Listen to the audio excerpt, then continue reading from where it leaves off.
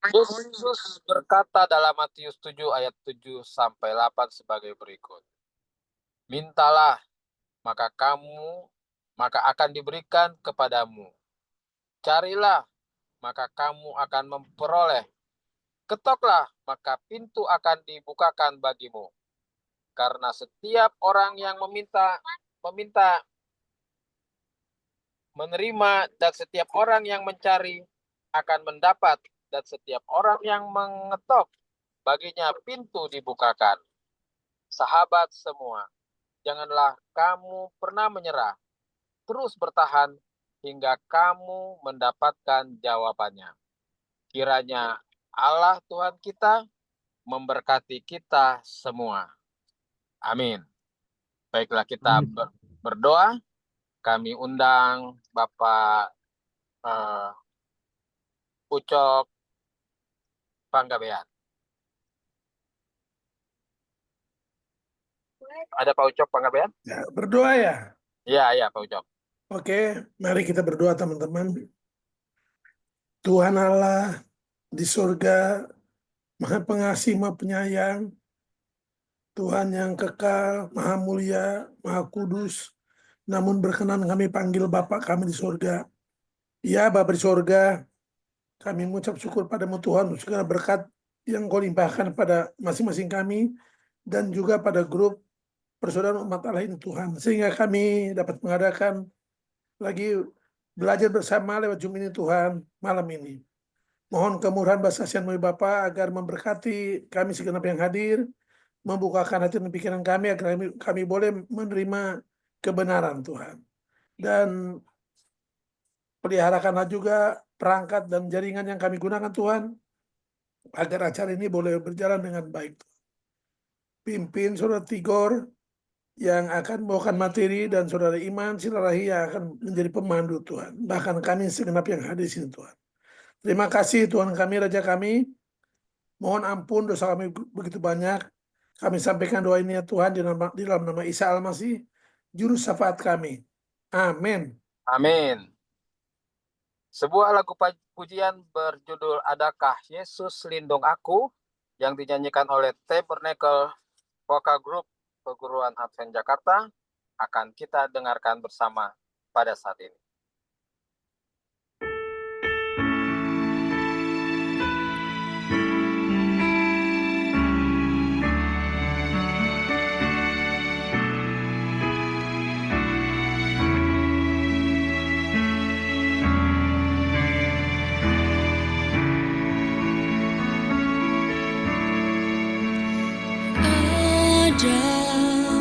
Adakah Yesus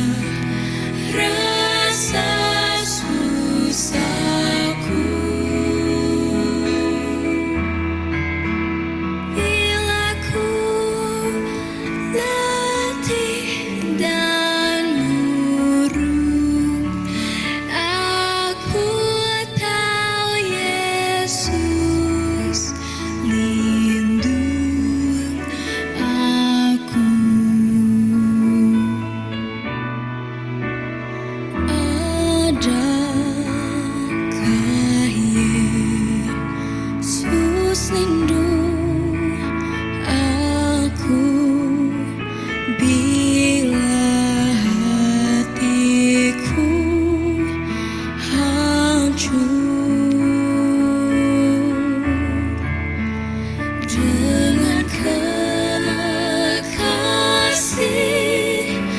berpisah aku, adakah Yesus menghibur?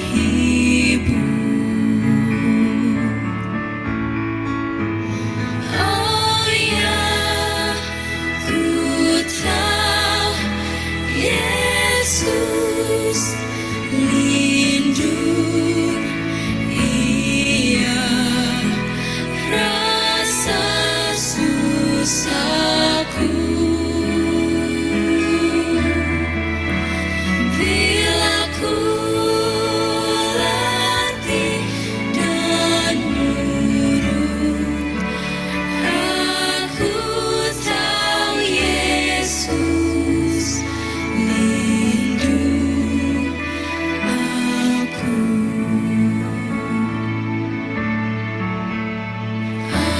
Adakah Yesus lindung aku?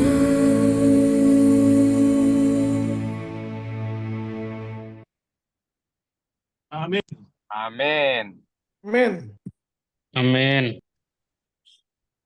Pengkajian firman dan Islamologi malam hari ini berjudul Kembali ke Islam, Surga yang Salah Dipahami.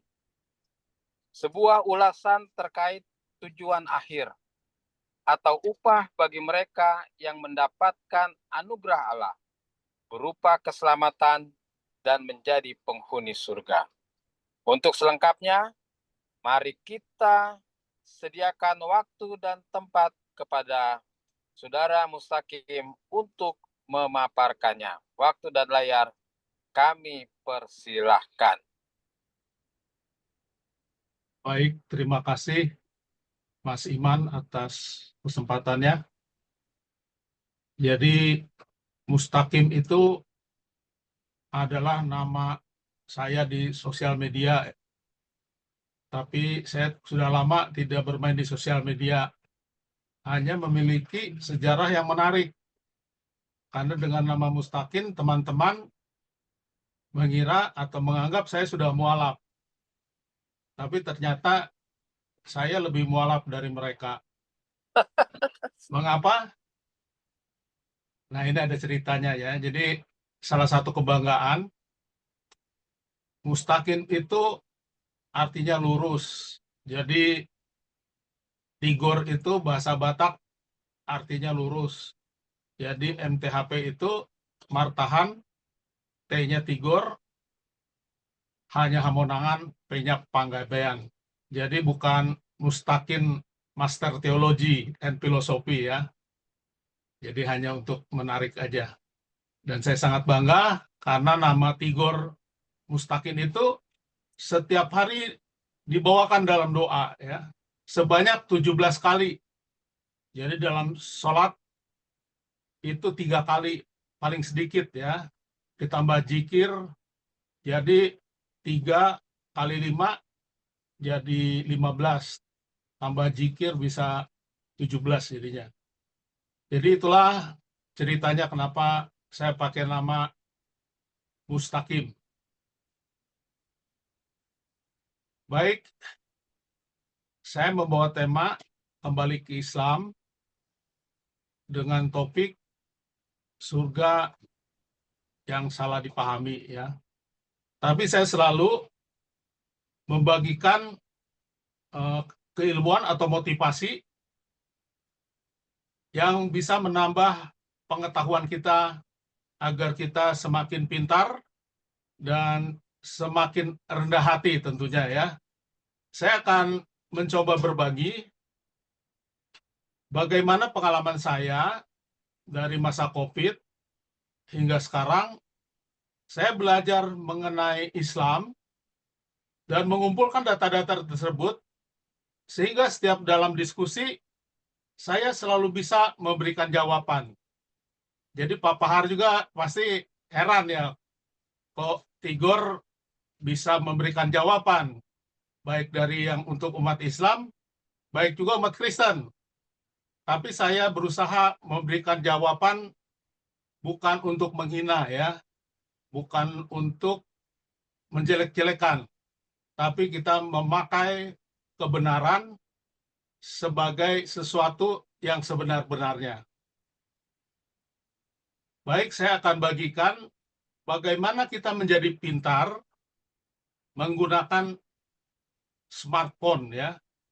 Jadi smartphone ini harus membantu kita semakin pintar, bukan jadi cellphone, telepon yang menjadi penjara, kita menjadi tergantung dengan handphone kita ya. Jadi sejarah akan terulang kembali. Saya ambil dari Alkitab, Pengkhotbah 1 ayat 9, apa yang pernah ada, itu yang akan ada, dan apa yang pernah dibuat, itu akan dibuat lagi. Dan tidak ada satupun yang baru di bawah matahari. Jadi kalau saya perhatikan, diskusi lintas agama itu pertanyaan jadul. Udah ribuan tahun, diulang-ulang. Orangnya aja yang berbeda. Bayangkan, saling berbantah-bantahan dari Trinitas, Putra Allah, Muhammad beristri anak-anak. Padahal kita bisa jelaskan dengan baik-baiknya tanpa harus menjelek-jelekan ya. Oleh karena itu, Amsal 9 berkata, tanpa pengetahuan, kerajinan pun tidak baik. Orang yang tergesa-gesa akan salah langkah. Nah, inilah yang terjadi pada kaum apologetik ya. Jadi saling membela agama masing-masing, bukan melakukan pelayanan atau penginjilan. Tidak tercermin tabiat Kristus di dalam para apologetik ya. Kebanyakan menghina dan merasa dirinya yang paling benar. Baik. Nah, ini dia ya. Sejarah akan terulang kembali. Jadi, wah suara saya hilang kayaknya. Kedengeran? Jelas. Oh, Kedengeran jelas, kok. oke. Berarti handphone saya yang satu nggak jalan ini. Baik. Tadi saya sudah jelaskan, pertanyaan-pertanyaan yang sama akan diulang kembali sampai hari kiamat. Jadi, apa yang kita tanyakan itu udah ditanyakan zaman dulu. Antara Yahudi dengan Kristen, antara Kristen dengan Islam, itu hanya diulang-ulang ya. Dan kita mati pun nanti pertanyaannya akan sama. Jadi itulah cara setan bagaimana mengadu domba antara umat beragama ya. Oleh karena itu ya, kita harus bisa berpikir dan belajar dengan cermat ya. Karena kenapa?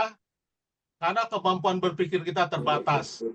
Oleh karena itu, kita perlu memiliki teknik untuk menyimpan informasi sebanyak mungkin. Karena kalau kita punya informasi, kita dengan mudah memberikan jawaban yang benar dan tepat, tanpa harus menyakitkan. Baik, nah ini ya, kita dapat memberikan jawaban yang benar dan tepat dalam waktu yang singkat ya. Jadi dengan handphone, bahkan jawaban kita berikan dapat lebih sempurna dari jawaban terdahulu yang jadul ya. Bahkan mengenai konsep Trinitas pun kita bisa perbaharui dengan lebih terang benderang ya.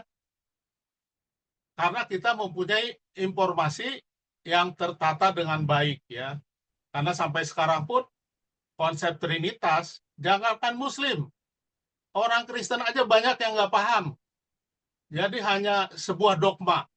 Jadi jangan salah kalau teman kita Muslim tertawakan ya mengenai Trinitas. Karena kenapa ya orang Kristen juga banyak yang nggak tahu. Nah itu kita maklum. Jadi kita lanjutkan. Bagaimana kita bisa pintar bersama smartphone. Nah di dalam data management ada yang disebut group directory. Kalau di komputer, kita bikin directory ya. Misalkan kita ada 2 directory antara Alkitab dan Islam.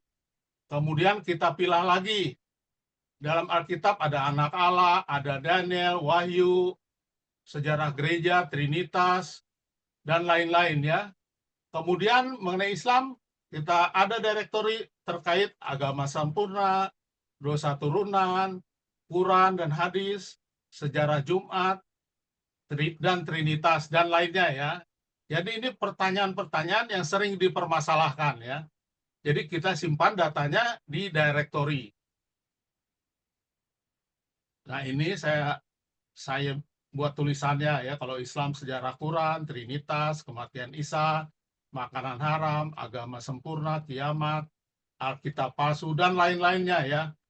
Itu bisa ratusan informasi yang dapat kita simpan di dalam handphone kita. Nah ini directory di dalam handphone kita ya. Saya buat Islam. Jadi ini hal-hal yang sering dipertanyakan. Sejarah Muhammad, semua nabi agama Islam, Anak Allah Trinitas, hari Sabat dan Jumat, Islam din, ini mengenai agama sempurna ya. Islam nama Allah yang sering diperdebatkan. Ini agama sempurna, ini berhubungan dengan din ya. Nah ini kita bikin semua. Isa menjadi Yesus, kematian Isa, Wahyu 9 tentang Islam, Islam juga terkait keselamatan anugerah Allah, ini sama dengan ajaran Kristen.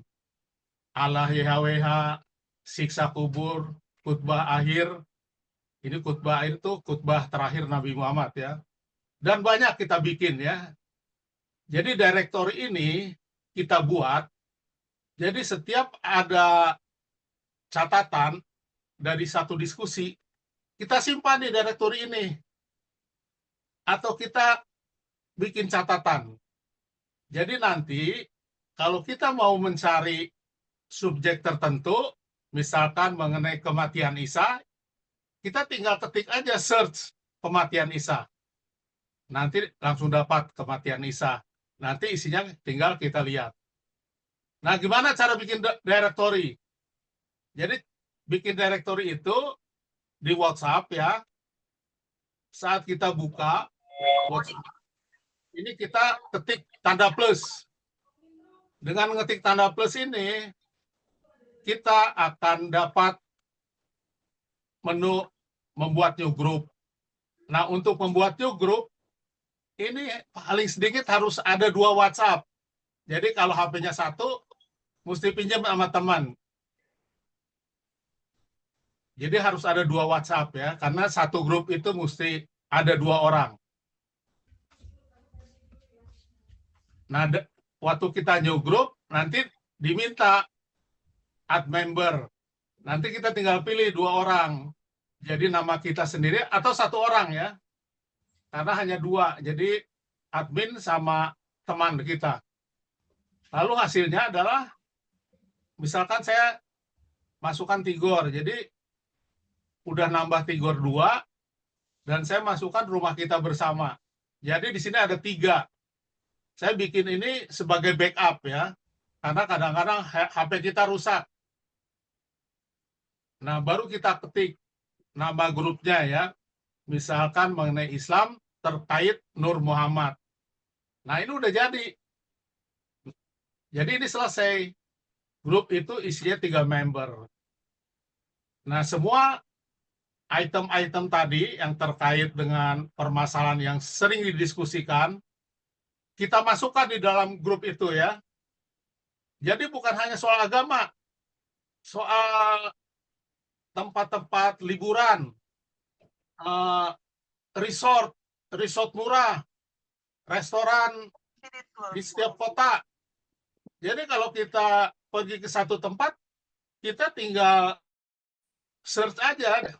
Misalkan ke Bandung restoran, kita tinggal cari restoran aja, lokasi Bandung. Jadi kita menghemat waktu dan kita jadi lebih gampang ya dalam melakukan tindakan. Nah, itulah makanya saya bilang yang tadinya cellphone akan menjadi smartphone. Jadi itu fungsinya smartphone, membuat kita lebih pintar, asalkan kita benar-benar menggunakan dengan baik. Makanya Mas Fahar selalu memanggil saya profesor ya, karena selalu bisa memberikan jawaban. Nah inilah rahasianya Pak Fahar. Jadi kalau kita informasi kita pegang semua, kita akan memberikan jawaban dengan lengkap dan benar. Maupun dari segi Islam dan segi Kristen juga. Baik, kita akan kembali ke Islamologi ya, kembali ke Islam. Saya selalu memakai judul kembali ke Islam. Ini artinya kita kembali ke fitrah, kembali ke kebenaran sesungguhnya, yaitu berserah kepada Allah. Karena Islam itu artinya berserah kepada Allah. Nah, yang akan dibahas sekarang adalah surga yang disalahpahami. Dan ini sering diterkaitkan dengan bidadari ya. Kita bukan meledek atau mau mentertawakan, tapi kita mau meluruskan berdasarkan Al-Quran dan didukung oleh Alkitab. Jadi kita perlu memperhatikan apa saja di Quran berbicara mengenai surga dan bidadari ya. Kita lanjut. Nah, sebelum kita membahas lebih lanjut, kita harus pahami bagaimana keadaan Jazirah Arab sebelum Islam hadir ya. Jadi isolasinya, geografisnya terkurung, gurun yang gersang ya. Masa jahiliyah. Setiap suku memiliki kekuasaan, peraturan sendiri, budaya perang, budaya yang buruk, bayi wanita dibuang ya, karena adalah kesialan. Agama yang ada Yahudi, Nasrani, Majusi, dan Pagan.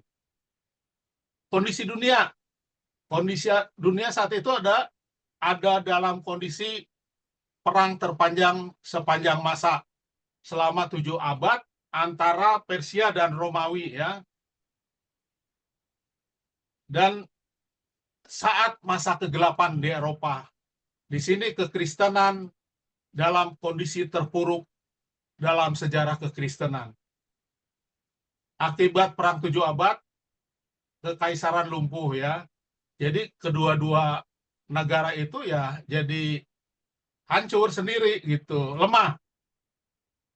Maka Islam muncul ya dengan kekuatan yang kecil, tapi mereka bisa mengalahkan Romawi dan Persia. Bayangkan ya, tentara mereka 10.000, tapi dapat mengalahkan pasukan Romawi sebanyak 250.000. Jadi itulah kondisi lahirnya Islam ya. Kemudian apa yang Muhammad lakukan? Jadi Muhammad itu datang memurnikan akidah ya. Jadi mengajak umat-umat di Jazirah Arab untuk kembali ke penyembahan Tuhan Yang Maha Esa ya. Jadi berhala dihancurkan. Ka'bah yang dulunya pusat berhala itu dijadikan pusat penyembahan ketauhidan ya. Kemudian menambah kemuliaan akhlak. Selanjutnya membebaskan kaum tertindas. Jadi orang-orang lemah, orang-orang budak dibebaskan ya. Makanya Islam kenapa berkembang dengan cepat di masa itu. Dan Muhammad juga membangun budaya yang beradab. Jadi perkawinan yang saat itu sangat tak ada aturannya. Misalkan ada seorang wanita lahir, jadi mencari ayahnya itu laki-laki dikumpulkan, diputar anak panah di atas batu. Di mana panah itu tertuju kepada lelaki, itulah ayahnya. Jadi itulah budaya Arab pada saat itu ya. Jadi poligami dan model kawin ayam. Jadi sangat rusak sekali ya. Nah, sekarang kita dari gambaran yang tadi, kondisi Islam saat sebelum Muhammad hadir dan saat hadir, sekarang gambaran surga yang digambarkan dari Quran dan hadis ya. Jadi dikatakan tempat yang mewah ya. Kemudian tempat yang sangat luas, terbuat dari bata dan perak. Surga mirip dengan taman. Nah, taman ini di gurun pasir sangat susah didapat. Hanya ada di oasis. Oasis aja susah. Jadi mereka kalau ada taman, itulah surga. Ada burung yang hijau. Ini merak mungkin maksudnya. Jadi burung hijau itu suatu keindahan. Ada 3 sungai. Nah, di Arab nggak ada sungai. Jadi itulah gambaran surga dari orang gurun. Jadi sungainya itu dialiri air susu dan anggur. Nah, ini dipenuhi bidadari ya. Jadi kondisi Arab itu unik ya. Jadi waktu itu masih poligami. Jadi sebelum Islam datang tuh udah budaya poligami. Bukan hanya Arab aja, Kristen juga poligami pada masa itu ya. Jadi dipenuhi bidadari. Tempat tanpa penderitaan, penuh pujian malaikat, tempat melihat Allah. Jadi kalau kita lihat ada 2 sisi ya, kebutuhan daging dan kebutuhan rohani. Jadi kalau kita lihat yang tadinya tempatnya gurun, kering, tandus, dan tinggal di dalam tenda, jadi kalau rumah itu terbuat dari bata dan perak itu sudah surga ya, karena sesuatu yang baru dibayangkan oleh mereka. Ada burung-burung hijau, dan di sana susah, nggak ada burung, ada onta ya. Kemudian bidadari ya, jadi ini sebagai daya tarik bagi kebutuhan badani ya. Selebihnya adalah kebutuhan rohani ya. Penuh pujian, tempat melihat Allah. Nah, sekarang dari ayat dan hadis yang ada, apa tanggapan para ustadz ya? Dan uniknya, mayoritas ustadz itu memiliki pandangan yang salah mengenai surga ya. Kita lihat video ini cukup panjang, selama 7 menit ya.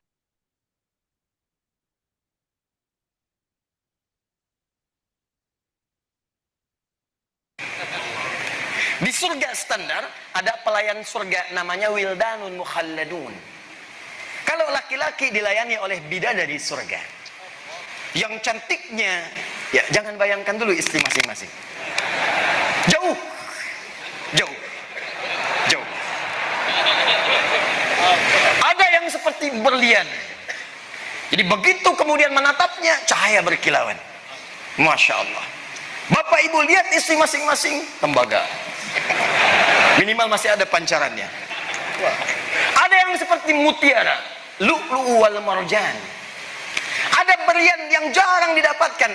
Anda pakai berlian, ibu pakai berlian, bangganya luar biasa. Di surga langsung pelayannya, wajahnya seperti berlian. Masya Allah. Hurun 'ain. Hurun 'ain. Bidadari-bidadari yang memikat mata, yang saat ditatap begitu indah. Mala 'ainan ra'at wala udhunan sami'at wala khatara 'ala qalbi bashar. Kalau di dunia tidak pernah dilihat, tidak pernah terdengar kisahnya, dan sekarang pun bapak-bapak melamun tidak seperti itu. Itu bahasa Nabi. Anda lamunkan pun tidak seperti itu. Jadi kalau yang laki-laki mendapatkan pelayanan dari bidadari surga, yang perempuan siapa bu? Tidak ada bidadara. Yang ada pangeran-pangeran surga. Jikalau laki-lakinya dilayani oleh bidadari surga, maka yang perempuannya dilayani oleh pangeran-pangeran surga. Jangan samakan dengan ustadz yang sedang ceramah. Jauh, jauh. Indahnya luar biasa. Bi aqwabi wa abariqa wa ka'sin min ma'in. Ketika melayani Anda, maka mutiara-mutiara, ada gelang-gelang yang indah. Kalimatnya sangat luar biasa. Wajahnya sebelum datang cahayanya sudah tiba. Anda bayangkan. Sebelum datang cahayanya sudah tiba. Sebelum datang auranya sudah tampak. Begitu tiba pancarannya luar biasa. Itu surga yang standar. Surga yang paling standar. Tapi kata Rasulullah, kesibukan para lelaki nanti di dalam surga adalah, malu saya ceritakannya nih. Mau terus? Kesibukan para lelaki yang masuk surga di surga adalah memecah perawan istri-istrinya. Perawan terus. Habis malam pertama dapatkan perawan istri, selesai dia perawan lagi. Gitu. Serius Pak. Bagusnya ibu-ibu gak ikut dengar pengajian ini.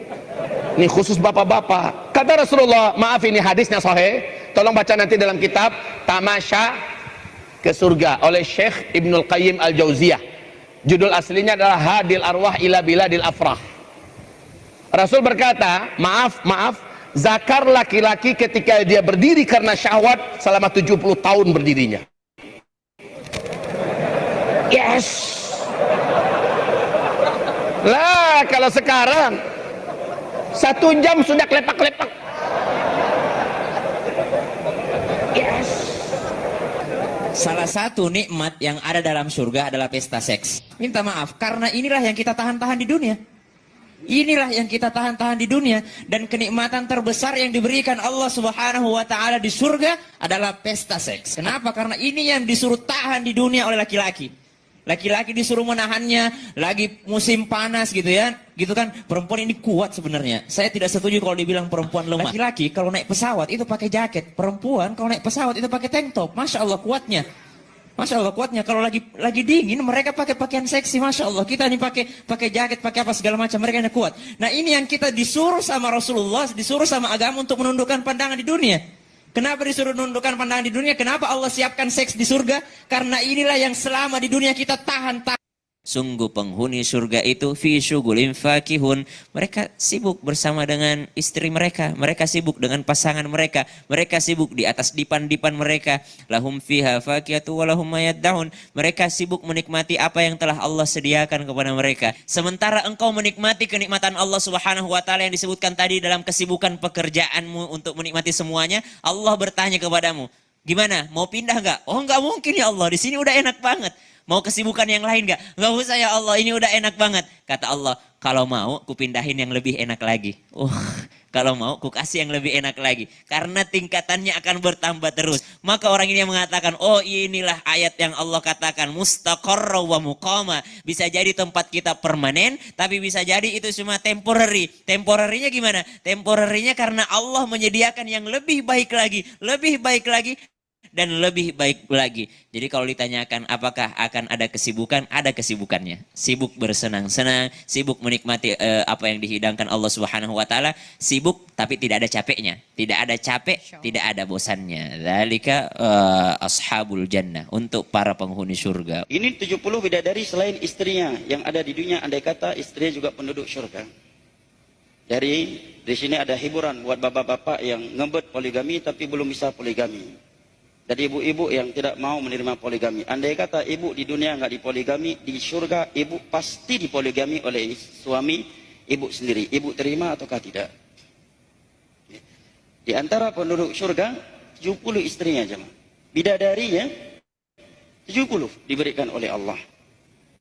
Ada pula yang nanya, Ustazah, saya menikah dengan suami saya, lalu kemudian saya bercerai, lalu kemudian setelah bercerai saya nikah lagi dengan suami kedua. Pertanyaannya apa? Ini informasi atau pertanyaan, ya kan? Pertanyaannya, Ustazah, nanti saya di surga ketemu sama siapa, Ustazah? Ketemu sama siapapun yang ibu mau. Suami orang pun bisa ibu ketemu kalau ibu mau. Ada pertanyaannya ya. Di surga itu apa yang dimau ketemu?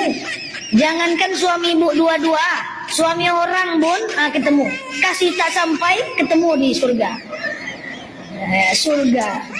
Tak ada hukum di surga, tak ada syariat. Yang halal, yang haram halal semua. Mau coba minuman keras, nanti di surga udah. Iya kan? Jadi kalau ada kawannya yang nanya kan, ini ada minuman keras nih enak rugi di surga guys. Mantap. Jadi saudaraku, nikmat surga itu mala a'yunun ra'at, tidak pernah dilihat mata, wala uzunun sami'at, tidak pernah didengar telinga, wala khatara ala qalbi basar, tidak pernah terlintas di hati manusia. Bagi Bapak B.J. Habibie, nikmat yang paling nikmat bagi dia bukan bidadari, tapi bertemu dengan Ainun di pintu surga. Paham jawaban saya? Hadis tentang 72 perawan atau 72 bidadari adalah hadis yang kontroversial dan sering dipersalahpahami dalam Islam. Hal itu tidak ditemukan dalam Al-Quran. Sekali lagi, 72 bidadari atau 72 perawan, tidak pernah kata-kata itu ada di dalam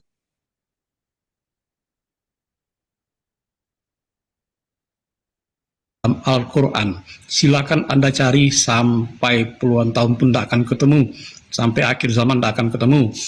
Tetapi hal itu hanya dikaitkan dari beberapa koleksi hadis saja ya. Hadis tersebut menyatakan bahwa seorang yang mati syahid di jalan Islam akan dibalas dengan 72 istri atau 72 bidadari di surga. Namun sifat yang tepat dari hadiah ini masih diperdebatkan di kalangan ulama Islam dan tidak ada konsensus tentang tepatnya apa sih maksudnya gitu.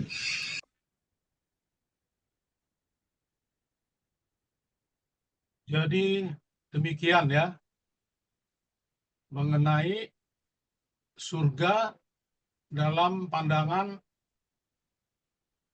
ustadz atau ulama ya. Jadi mereka ini orang-orang yang terdidik ya. Itu Adi Hidayat itu cukup terkenal. Dia master atau udah doktor sekarang. Dan penghafal Quran. Sebentar saya ganti ya. Jadi pandangan ulama juga berbeda-beda. Standar, ada pelayan surga namanya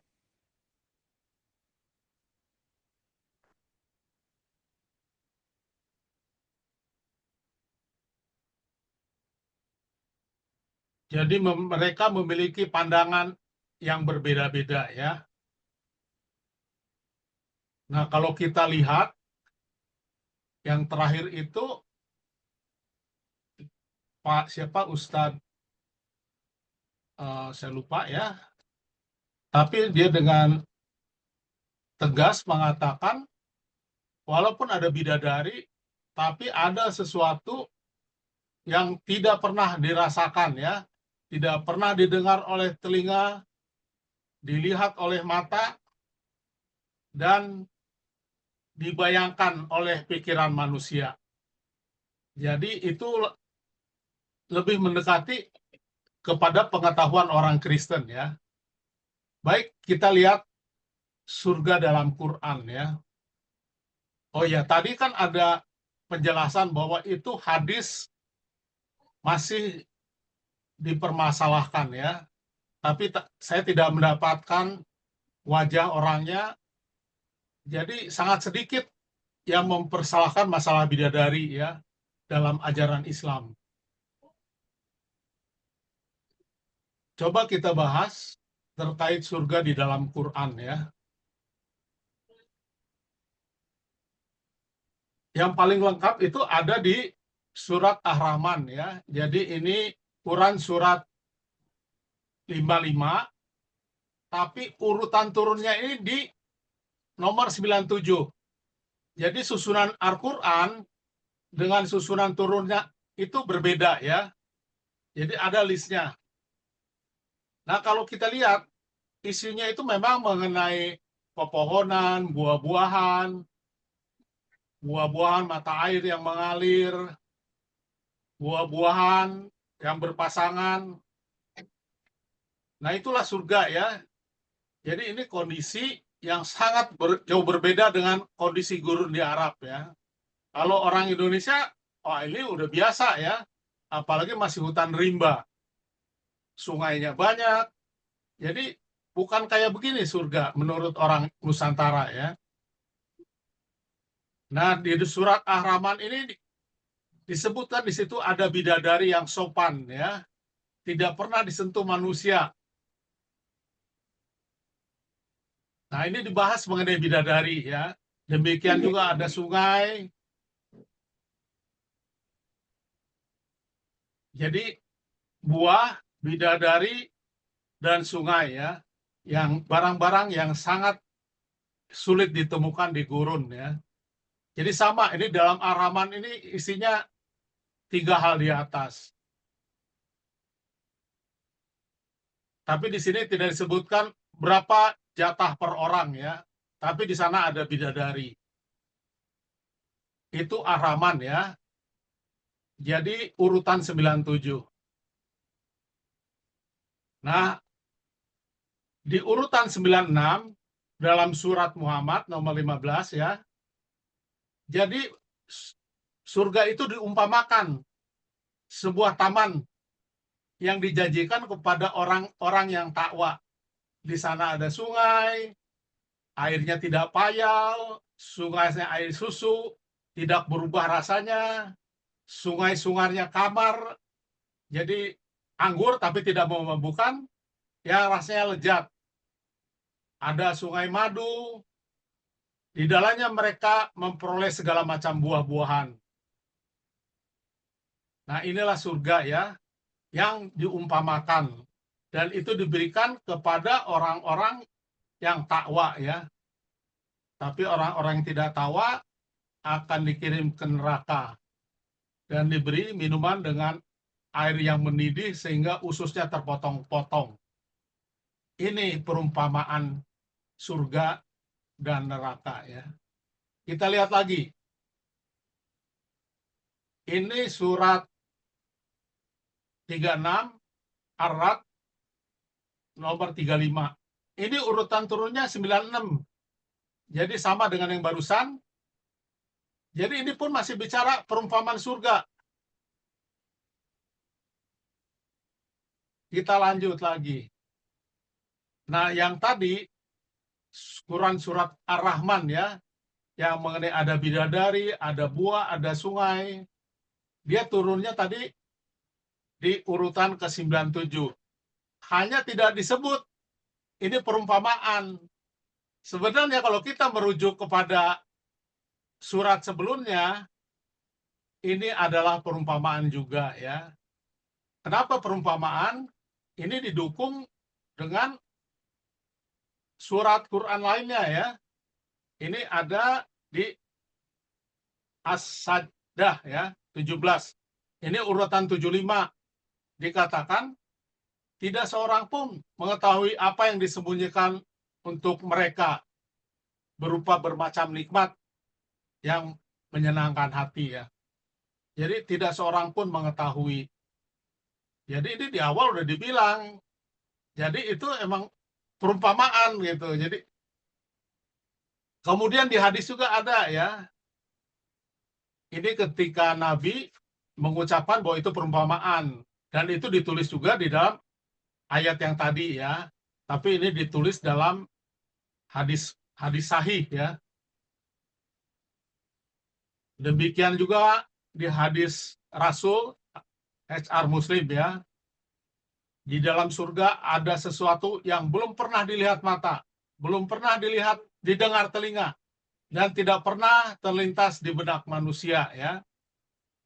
Tak seorang pun mengetahui berbagai nikmat yang menanti, yang indah dipandang sebagai balasan bagi mereka atas apa yang mereka kerjakan. Jadi maksudnya ini adalah orang-orang yang bertakwa kepada Allah, ya. Kita lihat selanjutnya. Nah, ini pandangan Alkitab, ya. Apa pandangan Alkitab mengenai surga, ya? Loh, kalau loncat kembali, ya. Dikatakan dalam Matius 22:30, karena pada waktu kebangkitan orang tidak kawin dan tidak dikawinkan, melainkan hidup seperti malaikat surga. Mereka akan memiliki kehidupan suci dan abadi, bebas dari perbuatan dosa. Jadi dosa tidak ada lagi di surga ya. Bukan hukum tidak ada, tapi tidak ada keinginan untuk berbuat dosa. Kalau Ustazah tadi mengatakan syariat dihilangkan. Jadi bebas melakukan segala macam. Jadi salah pandangannya ya. Jadi karena kita hidup suci dan abadi, kita tidak lagi memikirkan perbuatan dosa yang menjijikan ya. Nah ini ya, dalam Korintus 2 ayat 9, ini sama dengan hadis Nabi. Sama dengan tadi yang Quran, apa tuh, saya lupa katanya. Apa yang tidak pernah dilihat oleh mata, tidak pernah didengar oleh telinga, dan yang tidak pernah timbul di dalam hati. Semua disediakan Allah untuk mereka yang mengasihi Dia. Jadi bisa dibayangkan ya, bagaimana saudara kita salah memahami surga. Kalau kita lihat di TV, di media sosial, mereka begitu mudahnya menceritakan hal surga dengan bidadarinya. Padahal itu adalah perumpamaan. Dan kata terakhir, tidak ada seorang pun yang telah naik ke surga selain daripada dia yang telah turun dari surga, yaitu anak manusia ya, yaitu Yesus ya. Jadi Yohanes 3 ayat 13 mengatakan yang mengetahui surga adalah orang yang dari surga. Demikian yang bisa sampaikan agar kita bisa memahami dan bisa memberikan penjelasan bukan untuk menghina, meledek teman-teman kita, tapi biar kita bisa menyadarkan mereka ya. Bukan harus menjadi Kristen, karena agama tidak menyelamatkan kita, tapi tabiat kita yang menyelamatkan diri kita untuk mendapatkan anugerah Allah. Jadi semoga kita bisa menyampaikan hal-hal yang baik di dalam Al-Quran dengan benar, agar sahabat kita bisa diselamatkan ya, dan bisa menjadi Islam yang sesungguhnya ya. Jadi Islam juga kalau dipelajari tidak mengajarkan poligami. Nanti akan kita bahas di lain kesempatan ya. Terima kasih. Baik, terima kasih Bapak Tigor Panggabean atas pembahasannya tentang surga. Surga ditinjau dari sudut pandang Al-Quran dan juga dari sudut pandang Alkitab. Tentu ada banyak pertanyaan yang akan kita tanyakan sehubungan dengan surga ini. Tapi sebelum itu, kita akan dengarkan sebuah lagu yang boleh membuat kita lebih siap untuk mengadakan tanya jawab.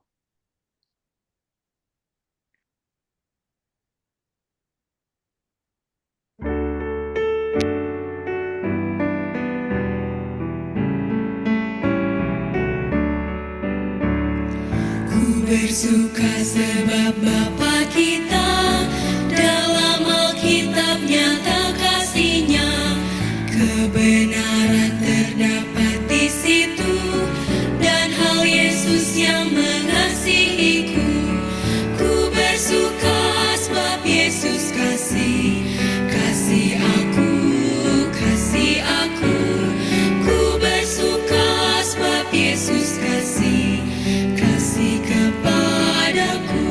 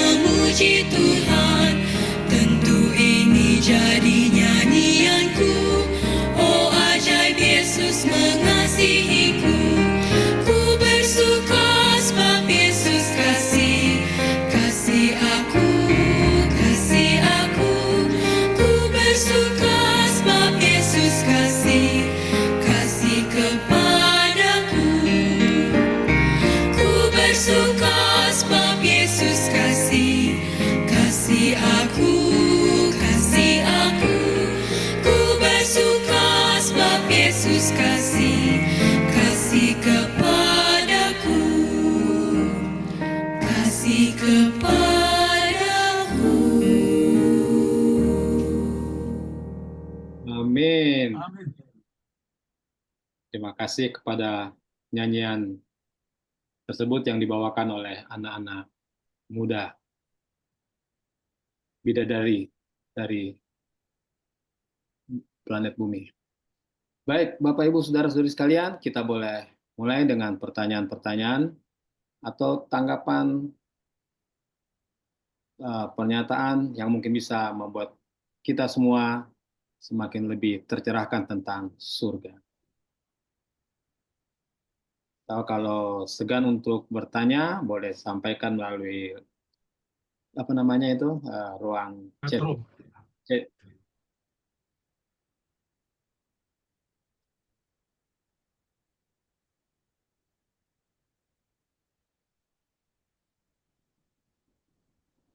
Mungkin ada tambahan dari Ustadz Ucok sambil menunggu pertanyaan.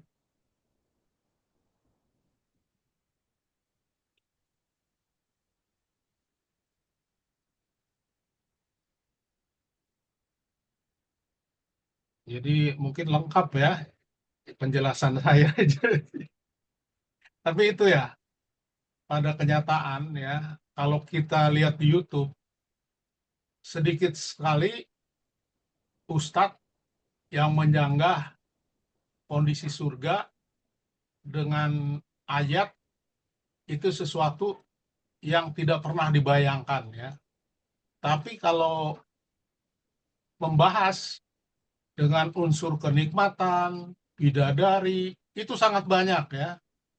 Bayangkan sampai ustazah ya, itu ustadz wanita bisa bercerita demikian ya. Jadi sesuatu yang konyol ya. Demikian juga Ustadz Hadi Hidayat, dia seorang terdidik penghafal Quran. Dia hafal banget posisi ayat di sudut berapa, baris keberapa, sangat hafal ya. Tapi dia tidak memahami ayat-ayat Quran dengan baik.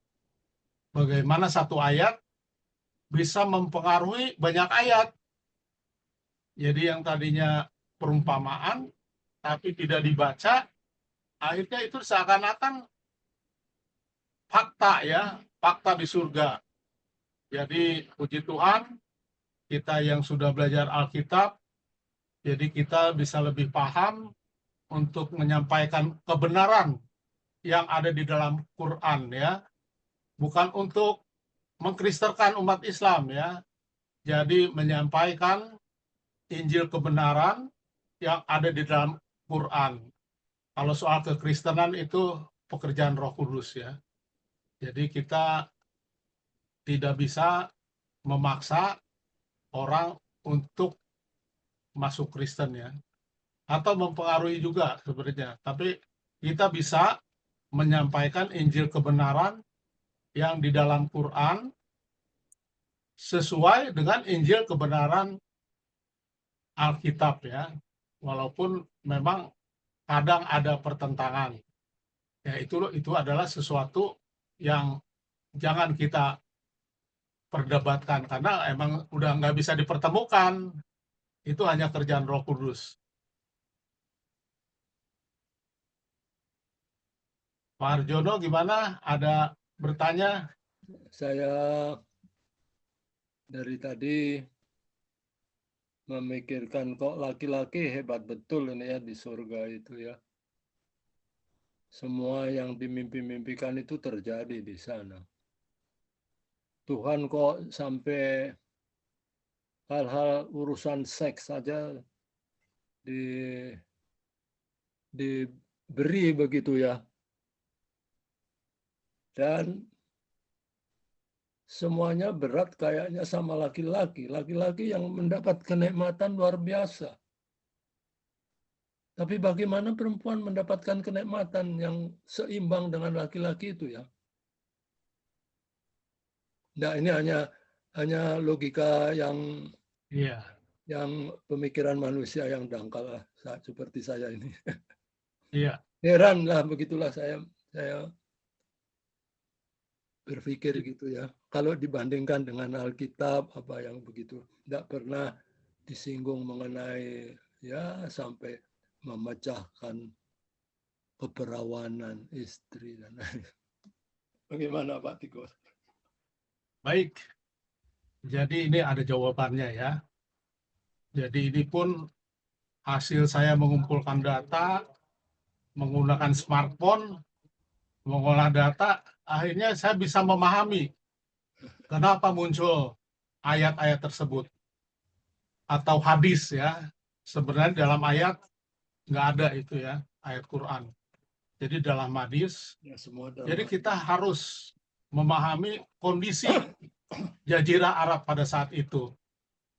Jadi yang bisa menikmati kenikmatan ya, buah-buahan, anggur, seks, itu kalangan atas.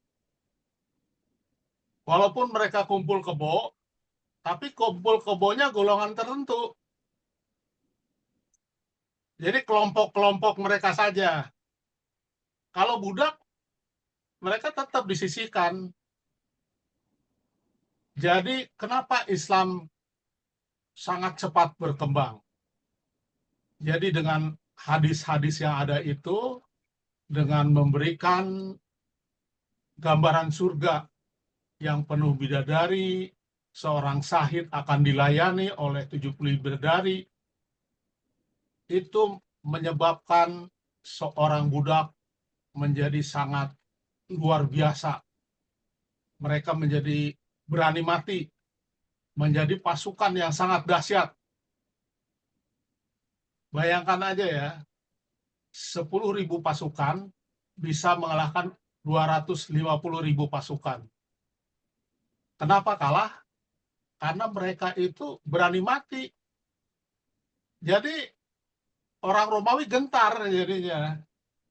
Jadi dengan hadis imbalan surga, kaum budak itu bangkit ya. Jadi mereka dibebaskan, saat Islam masuk dibebaskan, mereka menjadi Islam, akhirnya mereka benar-benar merasa berterima kasih, hutang budi ya kepada Islam, dan mereka mau mengorbankan jiwa raganya ya karena imbalan surga.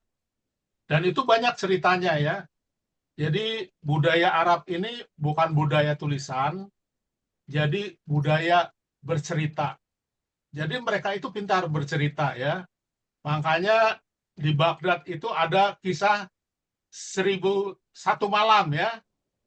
Seorang perempuan mau dibunuh sama seorang raja ya. Jadi dia akan beristri, satu malam istrinya dibunuh. Tapi perempuan itu bercerita hingga akhirnya dia tidak jadi dibunuh. Itulah budaya Arab. Nah, dengan budaya Arab saat itu, dengan bercerita, maka dibuatlah cerita-cerita yang menarik ya, mengenai hadis, bidadari, dan itu dipertanyakan gitu. Tapi mungkin juga sebagai pemancing gitu, agar, karena kondisi itu kan ada gerakan rohani dan gerakan politik. Gerakan politik kan membutuhkan fisik yang kuat. Dan ini dibutuhkan tenaga budak-budak. Budak-budak yang nekat ya, yang badannya gede, emang kerja keras. Dan bagi mereka itu hal biasa. Jadi itulah kenapa hadis turun pada saat itu. Jadi memang ada kepentingan politik saat itu ya. Makanya dibilang hadis itu masih dipertentangkan antara para ulama ya. Jadi saya rasa demikian. Jadi kita bisa memaklumi kalau kita memahami latar belakang pada saat itu. Tapi kita juga jangan mengabaikan atau mentertawakan ya. Karena dengan datangnya Muhammad atau Islam, kekristenan bisa kembali menjadi baik ya. Jadi kalau Islam nggak hadir, mungkin 1000 tahun kegelapan bisa jadi gelap terus. 2000 tahun. Jadi Islam ada hadir, membawa rahmat, Tapi sejalan dengan waktu, ternyata Islam mengikuti jejak Kristen, membunuh umatnya sendiri. Jadi sama dengan Kristen, Islam tidak lepas dari cucuran darah umatnya sendiri ya. Jadi ada pemaksaan dalam perbedaan pendapat, dan kalau bertentangan itu dibunuh. Jadi ada masa-masanya ya, sama seperti kekristenan. Jadi itu yang perlu saya sampaikan, bahwa saya melihat dalam Islam itu ada kebenaran, tapi ada setan juga yang bekerja di sana. Demikian juga di kekristenan. Setan atau iblis selalu bekerja untuk mengacaukan kebenaran-kebenaran yang untuk membawa kita kepada Tuhan yang Maha Esa ya. Saya rasa itu, Pak. Ya, terima kasih. Baik, ada pertanyaan lagi atau tanggapan? Pak Har, Pak Fahad, silakan Pak Fahad. Ya, selamat malam, Sal. Malam. Saya sih dari dulu dengar hadis kayak gini saya ketawa aja. Saya ini kan bilang ya ini konyol nih. Tapi ya, jangan ini loh. Ada teman saya bilang, oh ya. Gimana Pak Fahad? putus suaranya, Pak. Koneksi nggak bagus kan. Bilang kan sangat doyan wanita. Nah, Ya. dikasih diiming-imingin beginian supaya berbuat baik, supaya masuk surga. Jangan lagi memperkosa orang, jangan lagi bikin banyak-banyak apa haram-haram. Tahan aja, tenang aja, nanti di surga dapat juga 72 bidadari gitu loh kira-kira. Jadi saya sih dari mula saya ketawa aja, nih hadis apaan nih kayak gini. Supaya diketahui kalau hadis itu bertentangan dengan Quran, hadis itu dianggap nggak ada. Kalau kita lihat apalagi hadis-hadis di Syiah itu. Hadis di Syiah itu sembarangan aja. Jadi kita sendiri mesti pakai akal sendiri. Ini benar nggak nih? Gitu. Baca hadis di Syiah deh. Syiah itu nggak ada batasannya dia. Ya semuanya dikeluarin sama ribuan tuh. Siapa aja boleh kasih hadis. Tinggal otak kita ya, akal kita yang menyaring sendiri gitu aja. Ya Pak ya. Terima kasih Pak. Terima kasih gitu aja. Terima kasih Pak. Jadi kalau saya boleh pertanyaan, artinya yang iming-iming iming-iming bidadari ini dari hadis dari Syiah gitu atau bagaimana? Oh enggak. Tapi yang saya tahu sih, saya nggak pernah begitu mencari di Syiah karena saya bukan Syiah. Tapi saya pernah di Iran dulu kan 2 bulan. Saya tugas di Iran sama satu regu Yonkes Kostrad dulu itu waktu ada bencana alam di kota Bam itu yang dalam waktu 20 detik 80.000 orang mati di kota Bam. Kota Bam itu kalau saya boleh cerita sedikit, kota Bam itu kota yang dibangun dan 2000 tahun sebelum Masehi. Yeah. Jadi kalau kita ke sana itu masih ada tuh seperti kayak di film-film tuh. Ini kotanya, kemudian ada kira-kira berapa kilometer di depan itu ada kayak benteng-benteng, apa bukan benteng, kayak bangunan tanah ini bangun itu mempertahankan diri. Jadi ya gimana sih kayak tembok gitu, tingginya mungkin kalau kita itu 3 meter, 3 meter gitu. Panjangnya 20-30 meter. Di situ pasukan pertama yang mempertahankan diri bertahan.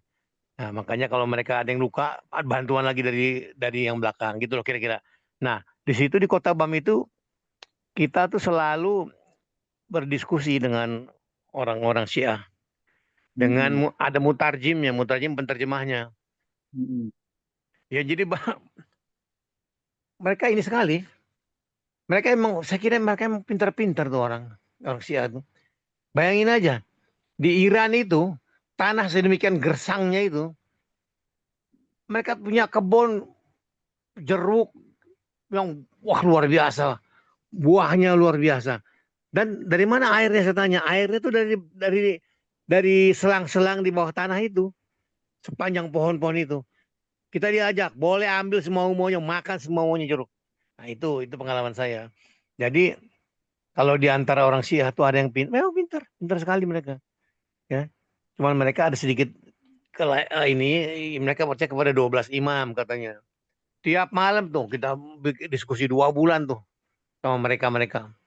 Ya, saya juga pernah, dokter, yuk sudah sebulan lebih di sini. Mau apa? Mau Nikah. mutah.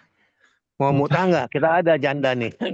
Jadi saya tanya, mutah tuh gimana? Oh, mutah tuh ini boleh. Nggak usah pakai wali, nggak usah pakai apa saksi segala. Dinikahkan, artinya berhubungan seks resmi. Mau boleh 1 jam, perjanjiannya 2 jam, mau 3 hari, gitu, boleh gitulah. Saya bilang, lo kok kenapa bisa begitu? Itu bukannya zina, saya bilang. Oh, dia bilang enggak. Ini tidak zina. Ada saksi soalnya. Enggak ada saksi, enggak perlu ada saksi kalau mau tabu 2 aja. Nah, jadi saya tanya, ini kok begini? Dia bilang ini asal muasalnya dulu, waktu perang terjadi, banyak widow janda-janda. Janda-janda ini kemana? Nah, pasukan-pasukan itulah diinstruksikan boleh mut'ah, dia bilang. Ya, daripada nanti nggak jelas kan ininya, bapaknya siapa juga. Nah, itu syaratnya, jadi nggak sembarangan. Syaratnya adalah sudah mut'ah dengan wanita itu boleh hanya mut'ah lagi kepada orang lain sesudah 2 kali menstruasi. Saya pikir benar juga jalan pikiran dia ya. Sudah menstruasi 2 kali kan berarti kalau hamil kan jelas nanti siapa bapaknya. Jadi mereka mengatur sedemikian rupa. Saya bilang, tapi itu nggak benar. Saya bilang, itu kan sudah dibatalkan. Batalkan oleh, oh tidak, mut'ah ini belum dibatalkan. Belum dibatalkan oleh Allah, dia bilang. Sudah dibatalkan oleh Umar bin Khattab. Tapi Umar bin Khattab ini siapa? Kan dia bukan ini, gitu loh. Nah, jadi ini masih kita agak melenceng ya dari ininya, tapi supaya saling tahu aja. Jadi banyak sekali memang polemik atau masalah-masalah di keagamaan ini yang ada yang setuju, ada yang enggak. Kalau saya sih yang kembali ke Pak Tigor itu soal ini, karena saya ketiduran dari tadi, bangun-bangun, ini barusan kebangun. Ya. Kalau saya sih ketawa, ini apaan sih hadis kayak gini. Kalau yang percaya silakan aja. Ada ustadz yang percaya, ada. Tapi saya teliti ke belakang, ternyata ustadznya ya ustadz kampung juga. Kalau ustadz yang cerdas sih nggak mungkin ngapain gini. Allah kok gini-ginian ngaturnya. Saya kira ini hanya impian dari itulah ustadz-ustadz yang ya nggak tahu ya. Ya udah, terima kasih Pak Tigor. Oke, makasih. Terima kasih, Pak. Waktunya masih banyak nih. Masih 40 menit. Ya, masih ada waktu 40 menit. Jadi memang ya, agama itu tidak lepas dari budaya. Makanya seperti yang dijelaskan mut'ah tadi ya, karena dalam kondisi perang. Jadi kondisi darurat dan kondisi kacau. Makanya kenapa Nabi Muhammad melakukan poligami itu tidak terlepas dari budaya. Sebenarnya kalau di Quran itu dari asbabun nuzulnya itu bukan perintah untuk poligami, tapi perintah terkait dengan anak yatim. Jadi gimana mengurus anak yatim yang menjadi anak asuhnya ya saat dijadikan istri. Nah itu yang jadi kendala. Dan poligami dalam Quran ayatnya hanya itu aja. Jadi sebenarnya Islam itu tidak mengajarkan poligami, tapi mengatur poligami. Nah, kenapa Nabi Muhammad poligami? Nah, itu budaya pada saat itu juga. Waktu sama Khadijah, dia tidak poligami. Karena Khadijah diduga adalah seorang Nasrani ya. Kemudian dia menikah dengan seorang janda perang, orang tua ya. Kemudian dia menikah dengan Aisyah di usia 6 tahun. Jadi itu kayak dijodohkan lah. Baru usia 12 tahun mereka menikah dan tinggal satu rumah. Nah budaya pada masa itu hal biasa. orang Kristen juga melakukan hal sama, orang Yahudi juga melakukan hal sama. Makanya nggak ada dimasalahkan oleh pihak gereja zaman dulu mengenai poligaminya Nabi Muhammad ya, dengan usia 12 tahun juga ya. Karena orang Yahudi pun melakukan hal yang sama ya pada masa itu. Jadi budaya masa itu jangan kita menilai dengan budaya saat ini, karena nggak nyambung jadinya. Jadi memang agama itu tidak lepas dari budaya. Sama seperti NU sama Nahdlatul Ulama, sama Muhammadiyah. Kalau di NU dia menjalankan hal-hal yang tidak dilakukan Nabi, misalkan budaya-budaya setempat ya, ritual-ritual. Selama itu tidak bertentangan dengan akidah Islam, jalankan saja. Nah, kalau di Kristen Advent ya, misalkan Paskah, Natal, Kristen Advent sangat menentang Natal dan Paskah. Nah, ini yang tidak dipelajari sama Kristen Advent atas tulisan Ellen G. White ya. Kondisi Ellen G. White seperti gimana? Karena pada masa itu lagi booming ekonomi ya, bukan ekonomi sih, pembuatan rel kereta api ya, dan imigrasi sangat banyak dari Eropa. Dan setelah masa Ellen G. White tidak jauh itu masanya Al Capone. Jadi kejahatan itu sangat luar biasa ya. Teh diharamkan, kopi diharamkan.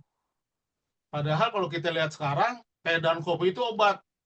Tapi jangan dimakan banyak, diminum banyak ya. Jadi kalau kita lihat larangan pada saat itu pun terkait dengan kondisi pada zaman itu. Nah, ini yang kita perlu pahami ya. Dengan kondisi sekarang, banyak kita masih bersikap tradisional ya. Jadi keimanan kita masih kayak dulu-dulu.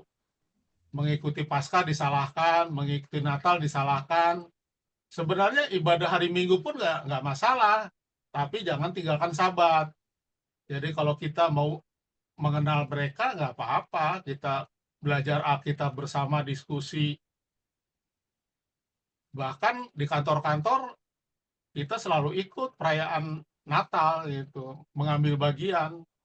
Jadi menjadi kebersamaan lah.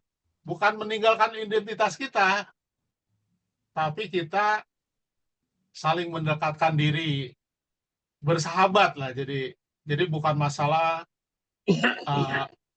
agamanya ya, bukan masalah prinsipil ya. Jadi budayanya sudah berbeda, budaya di masa Ellen G. White dengan budaya di masa sekarang. Itu Pak AU kayaknya, Pak Guru mau kasih masukan tuh kayaknya. Silakan Pak AU Panjang. Selamat malam. Malam Pak. Malam Pak Guru. Iya, memang budaya Yahudi Israel zaman dulu, budaya Arab, serupa-serupa saja. Bahkan budaya Batak tradisional juga mirip. Jadi budaya Batak juga, waktu saya masih anak-anak tahun 40-an, tahun 50-an, masih dalam kandungan bayi, anak, sudah dijodohkan. Padahal belum tahu itu laki atau perempuan, dengan perjanjian, kalau ini laki, itu perempuan, wah, dijodohkan, masih dalam kandungan itu orang Batak. Lalu poligami di Batak juga, waktu saya masih kecil, masih lumrah. Walaupun sudah mulai berkembang Kristen HKBP dulu, tapi masih lumrah. Sebagai contoh, amang boru saya 2 istrinya di kampung. Tetapi akur-akur itu. Akur-akur, tidak ribut. Ya zaman kekristenan dari zaman Abraham ke zaman Yakub juga kan jadi poligami itu. Jadi malah kalau monogami ini kan setelah, kalau tidak salah setelah zaman perjanjian baru, iya. Ya. Ya. Nah, Tapi masih ada hanya praktek. kalau iya, hanya di kita tidak diteruskan itu poligami, monogami. Ya. Tapi kalau di Muslim, ya masih diteruskan. Sebab saudara saya dari ibu juga banyak Muslim itu di Baros malah ada ustaz. Ada ustaz di Baros Cimahi. Jadi memang poligami itu kalau di mereka diteruskan, walaupun tidak zaman perang, tidak zaman jahiliyah lagi, sudah zaman aman, poligami mereka. Bahkan seperti Igor bilang tadi, ya saya lihat di Parompong, umur 12 tahun pun mereka sudah dinikahkan. 12 tahun mereka katakan tidak melanggar Quran. Begitu. 12 tahun. Padahal secara undang-undang pernikahan Indonesia, wah, menikah dengan anak-anak malah kena pidana. Tidak boleh. Tetapi ya tradisi budaya di kampung-kampung masih saja berjalan. Puji Tuhanlah di kita Kristen, ya boleh dikatakan tidak diizinkanlah poligami itu. Begitu. Jadi kita sangat bersyukur kepada Tuhan itu. Sangat bersyukur. Itu sebabnya saya juga waktu dari 2 tahun lalu, ada sahabat saya Pak Haji, dokter gigi, praktek di Lembang, pensiunan dari Salamun, Auri, Cimbuluit, tinggal di Cimindi, sering berdiskusi dengan saya. Jadi pernah saya tanya mengenai poligami itu, seperti dibilang Tigor tadi, sebenarnya Pak Haji ini katakan kepada saya, Muslim sebenarnya tidak banyak juga tidak sejalan dengan adanya poligami itu. Entah di hadis atau di mana, kurang tahu itu. Dia bilang, Pak Haji Dr. Roni Utomo itu. Dia bilang begitu. Jadi bahkan harus hati-hati kita kepada perempuan. Dia bilang, rupanya dia mungkin ya tidak aliran keras sehingga terbuka kepada saya. Bahkan dia terima buku Kemenangan Akhir. Waktu saya pegang, datang ke prakteknya di Lembang, sudah langganan dari tahun 86, jadi sudah akrab. Dia bilang, boleh saya minta buku itu? Akhirnya saya kasih. Silakan baca, saya bilang. Inilah kekristenan, sebagian dari kekristenan itu, saya bilang. Jadi memang Muslim ini juga sebagian, cuma saya kurang tahu alirannya. Banyak juga yang tidak suka poligami itu. Begitu. Begitu, Pak Tigor. Pak Tigor. Ya, betul, Pak. Pak Tigor.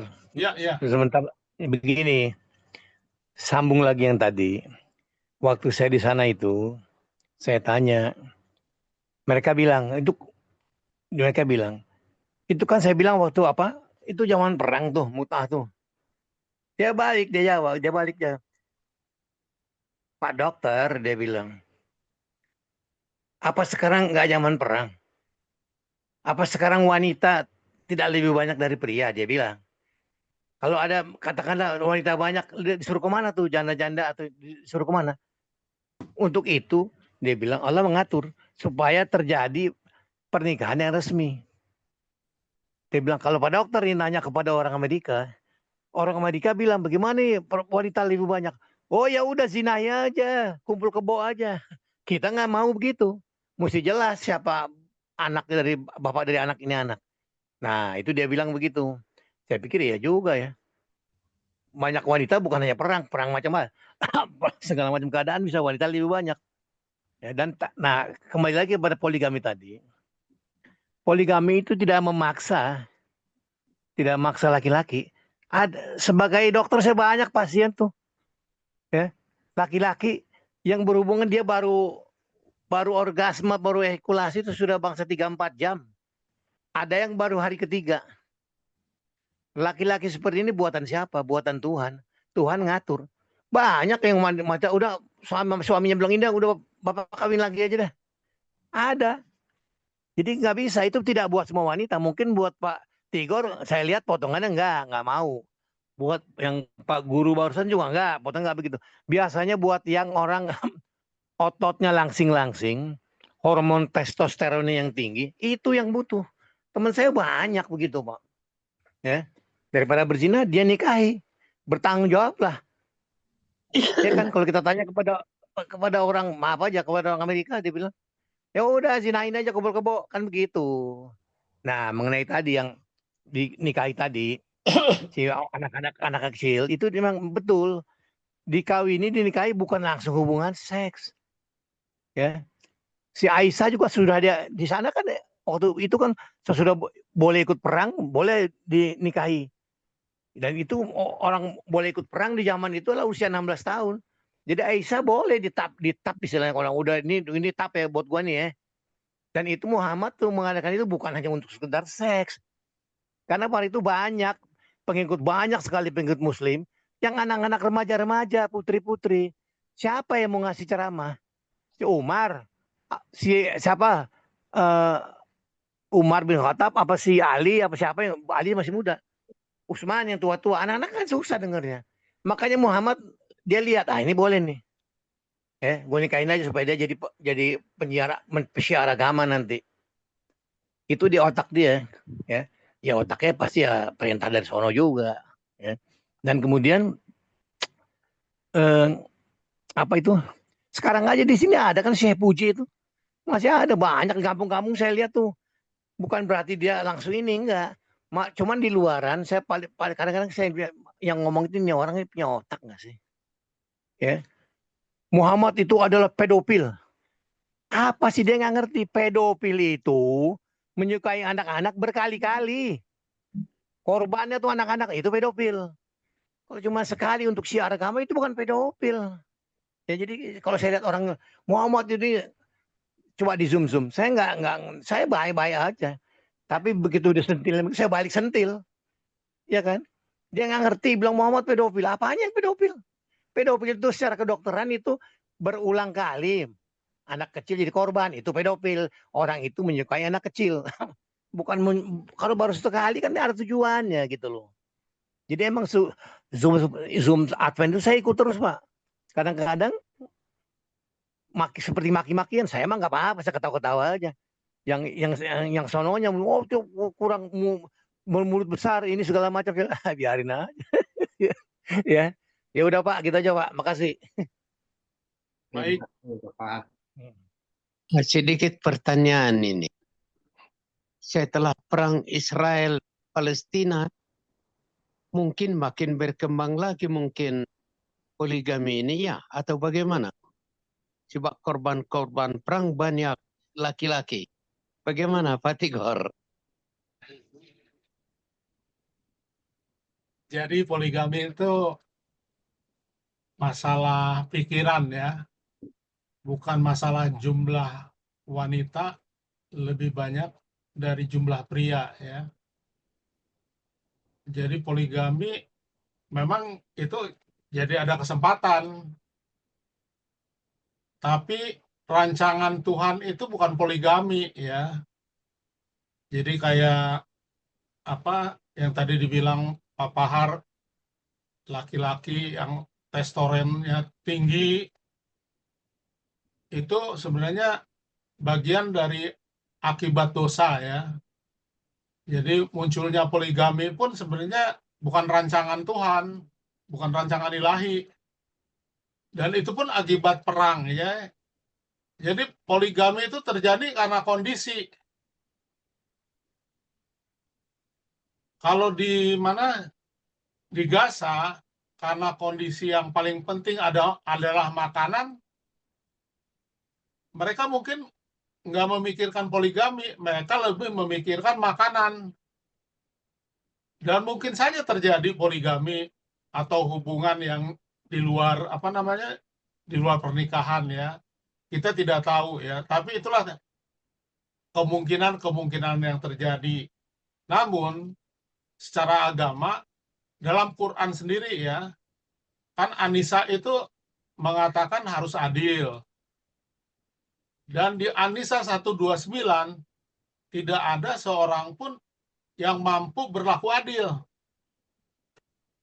Jadi pada dasarnya Islam nggak mengajarkan poligami gitu. Tapi karena budaya saat itu dan kondisi yang ada pada saat itu, poligami memungkinkan. Tapi kalau kita lihat, banyak umat Islam itu tidak mempraktekkan poligami. Bukan karena nggak mampu. Tapi mereka tahu akibatnya ya. Lebih banyak mudaratnya daripada manfaatnya ya. Seperti pemilik pondok pesantren Al-Jikra tuh. Siapa namanya yang masih muda? Aduh saya lupa itu. Istrinya 3, pondok pesantrennya berkembang dengan pesat di Gunung Sindur sama di Karawaci sama di Bogor. Saat dia meninggal, pesantrennya hancur ya, tidak terkelola. Jadi ribut antara istri-istrinya. Jadi kalau kita lihat sama dengan Abraham, Sarah dengan Hagar, akhirnya permusuhan sampai sekarang ya. Jadi memang poligami itu samar-samar. Tapi kalau kita pelajari, memang bukan rencana Allah ya. Nanti akan kita bahas ya. Poligami bukan ajaran Islam. Ya Pak Tigor, ini ada pertanyaan dari ruang chatting dari Pak Eldima. Shalom, izin bertanya. Sejauh mana batasan kita mengikuti budaya dengan sinkretisme dan kompromi? Karena kalau kita membenarkan dan menyelaraskan dengan budaya, maka Katolik juga tidak salah karena agama bersatu dengan budaya mayoritas. Boleh tanggapannya Pak Tigor? Baik, saya coba menanggapi ya. Jadi sinkretisme ini terjadi ketika budaya disatukan dengan ajaran agama ya. Jadi kalau di Islam itu kayak Nahdlatul Ulama. Jadi Nahdlatul Ulama itu kayak budaya setempat seperti larung ke laut, ke Nyi Roro Kidul itu masih dijalankan gitu. Sesajen, lalu tahlilan, sesudah orang kuburan didoakan, kemudian sesudah kuburan diadakan makan-makan. Nah kalau di Muhammadiyah tidak dilakukan. Nah bagi Nahdlatul Ulama, budaya itu masih dijaga. Memang kalau kita perhatikan, kalau tahlilan atau mendoakan kematian seseorang, itu bisa dianggap sebagai penghiburan bagi keluarga yang ditinggalkan ya. Tetapi kalau seperti ritual melarung sesajen ke laut, itu sudah menuhankan sesuatu ya. Nah demikian juga di Katolik ya. Kalau kita menggabungkan budaya, misalkan penyembahan kepada patung, walaupun kita menyembah Allah ya, hanya patung itu menjadi dimensi saja. itu masih samar juga sih. Jadi kalau saya lihat sih yang harus dipisahkan itu bahwa adat itu atau ritual budaya setempat tidak menyebabkan Allah mereka bergabung dengan Allah yang kita sembah gitu. Sama seperti NU memberikan sesajen ke Nyai Roro Kidul. Kalau saya sendiri memandang itu bukan budaya yang harus dilanjutkan karena menuhankan dua Allah ya. Ada sesembahan lain. Padahal dibilang la ilaha illallah. Maksudnya jangan ada ilah lain yang kamu sembah selain Allah. Jadi poinnya adalah kita bisa bergabung dengan budaya setempat selama kita tidak meninggalkan akidah yang kita miliki ya. Saya rasa itu apa bisa ditambahkan atau ditanggapi? Ini Pak Tigor, lagi nih. Mengenai tadi, saya pernah lihat di YouTube tuh, penulis wanita orang bule membahas soal tadi, soal Islam itu boleh poligami. Dia bilang, saya itu kaget juga loh, ini orang bule pengarang buku. Dia bilang, Islam tuh Anda diperbolehkan 1, 2, 3 atau paling banyak 4. Yang Pak Tigor bilang tadi, harus adil. Adil sayangnya, adil duitnya, adil seks. Kalau nggak bisa adil ya, 1 lebih baik. Gitu. Mengenai perceraian sekarang, di Kristen bilang, apa yang dipersatukan oleh Tuhan atau Allah, jangan dipisahkan oleh manusia. Betul. Datang Islam. Islam lihat. Islam sebenarnya katanya sih ajaran dari Ibrahim itu juga udah Islam tuh ajarannya. Datang si Islam. Sesungguhnya Allah itu sangat membenci perceraian. Tetapi kalau rumah tanggamu sudah bagaikan neraka bagimu, suami istri ketemu nggak nengok, ya, nggak negor-negor. Ada teman saya dulu orang kaya, di kiri rumah bapaknya, di kanan rumah ibunya. Bapaknya pulang ke rumah kiri, kadang-kadang bawa cewek lain. Ibunya ke rumah kanan bawa cowok lain. Nah, itulah yang oleh Islam dibilang, itu rumah tanggamu udah bakal neraka bagimu. Ya pisah saja baik-baik. Walaupun perceraian itu, Allah sangat membenci perceraian itu. Saking bencinya Allah kalau ada orang yang bercerai, arasnya itu, tahu kan arasnya? Singgasana itu bergoyang saking bencinya Allah kepada perceraian. Nah itu jangan suka, kadang-kadang suka disalahartikan deh sama yang lain-lain. Sepertinya, wah boleh kawin cerai, enggak juga. Ya tadi mengenai yang NU melarung itu Pak, saya akan tanya juga kepada orang NU, benar apa itu? Kalau pengetahuan saya sih melarung-larung, membuat apa ini segala macam itu di Islam nggak boleh, nggak ada. Nggak ada di Islam itu gitu-gituan. Itu kejawen. Sedangkan kuburan aja di Arab itu tahu nggak kuburan? Cuman kuburannya Muhammad aja sama sahabatnya yang di dalam masjid itu. Yang lainnya kuburan tuh rata sama tanah. Nggak boleh. Biasa aja lempar itu, nggak ada kayak di sini tinggi-tinggiin, nggak boleh tuh. Jadi banyak hal yang kita belum tahu, tapi sudah kita omongin, bicarakan. Jadi ya kita paling introspeksi aja, lihat masing-masing nanti. Sekian Pak Tigor ya, makasih. Terima kasih Pak Fahad. Ada lagi teman-teman? Pak Tigor. Waktu saya di Mokla, waktu yang lalu, pas di depan rumah ada yang meninggal. Seorang ibu tua, lalu sebelum ke pemakaman, dari rumahnya dibawa ke masjid. Waktu mau berangkat ke masjid, sudah ditandu itu di keranda mayat, keluarganya ngolong di bawah keranda itu. Apa itu Islam atau budaya? Jadi melewati kolong daripada keranda mayat itu. Setelah semua keluarga melewati, baru dibawa ke masjid. Lalu di pemakaman, kita yang hadir ikut di pemakaman dibagi-bagi amplop uang. Itu budaya atau ajaran Muslim melalui Quran gitu, yang Oh, mengolong. nggak ada, Pak. Itu. Langsung aja saya bantah, nggak ada. Di Islam nggak ada gitu-gituan. Orang meninggal 3 hariin, 7 hariin, 40 hari itu nggak ada di Islam. Nggak ada, itu kebudayaan aja. Pembantu saya itu baru suaminya meninggal. Dia pulang ke kampung untuk 40 hariin. Saya bilang, ngapain kamu? Yo, itu kebudayaan, Pak.